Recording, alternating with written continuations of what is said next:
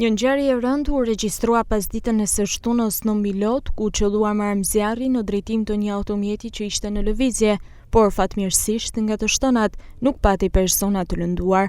Sipas policisë, rreth orës 18 në afërsitë të urës së Milotit, shtetasi iniciale XG, i cili lëvizte me një automjet tip Audi, dyshohet se ka qelluar marrëmzjarri në drejtim të një automjeti tjetër tip Audi, që drejtohej nga shtetasi inicialet MJ 30 vjeç banues në Rubik. Me njëherë pas të ngjarjes, autori i dyshuar është larguar, ndërsa shërbimet e policisë vijojnë kërkimet për lokalizimin dhe kapjen e tij. Burime pranë grupit hetimor bëjnë me dije se automjeti 30 vjeçarit është ndjekur nga pas nga një Audi A6 i modelit të vjetër dhe se të shtonat janë kryer ndërsa të dy automjetet ishin në lëvizje. Nga hetimet e kryera, rezulton se ngjarja ka ndodhur pas një konflikti familjar, për shkak të divorcit të bërë të 30 vjeçarit me motrën e autorit të dyshuar.